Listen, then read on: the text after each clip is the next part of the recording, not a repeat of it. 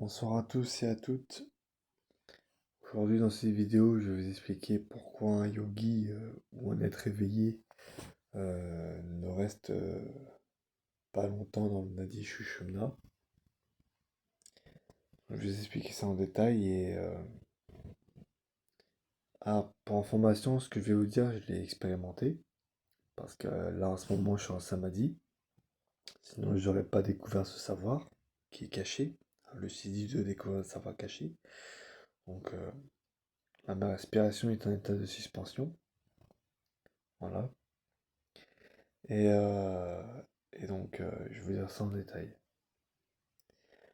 Donc, un yogi ne reste pas longtemps dans Shushumna, car cet état rend toute action et interaction avec le monde physique impossible.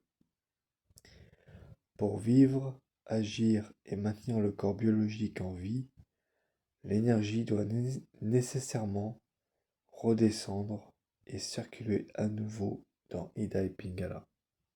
Voilà. Donc, les Pingala sont liés au système nerveux sympathique et parasympathique, et, euh, et côté gauche et droite du corps. Donc, c'est ce qui nous compose. Voilà.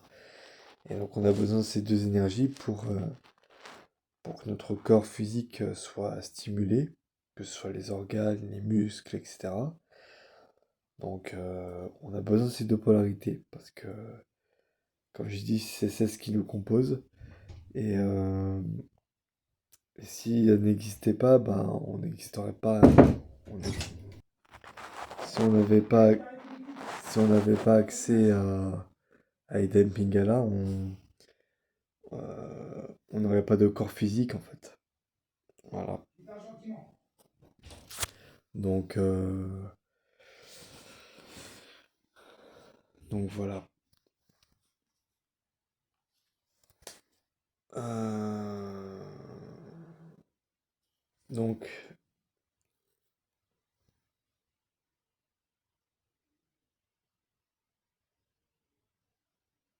donc, vivre une vie terrestre épanouie nécessite une harmonie parfaite entre Ida et Pingala. Donc, par exemple, un excès de Ida, ça mène à la passivité, la léthargie, la dépression ou au détachement excessif du monde matériel, ce qui m'est déjà arrivé, parce que j'ai dit dans une vidéo que j'étais connecté à Ida, que j'étais très passif et que j'ai expérimenté beaucoup de perceptions extrasensorielles. Et comme par exemple tout ce qui était jeux vidéo, tout ce qui a en rapport avec le monde matériel, j'étais complètement détaché. Maintenant j'essaye de reprendre une activité physique pour, euh, pour retrouver un certain équilibre. Voilà, et donc je continue du coup. Un excès de Pingala mène au stress, à l'agressivité et à un matérialisme acharné. Voilà. Donc voilà ce que j'avais à dire sur cette vidéo. Donc l'équilibre est important, hein, parce que euh, s'il y a un déséquilibre, bah, il y a la maladie. Alors que quand il y a un équilibre parfait entre Ida et Pingala, la personne est censée avoir une santé optimale. Voilà. Donc Pingala, c'est tout ce qui est activité physique, comme j'ai dit. Donc il est lié au corps, hein. L'activité physique, je rappelle, c'est tout mouvement corporel produit par les muscles squelettiques qui entraîne une dépense d'énergie supérieure à ce qui est dépensé au repos. Donc ça peut très bien être le sport ou tout simplement, comme beaucoup doivent le savoir, tout mouvement corporel qu'on fait au cours de la journée. Donc c'est le fait de bouger en fait, faire des actions avec son corps. Voilà, donc c'est important. Faut pas tout le temps être dans l'IDA, dans sa tête, en train de réfléchir, de ruminer, d'être dans son mental, enfin, dans tout ce qui est psychique.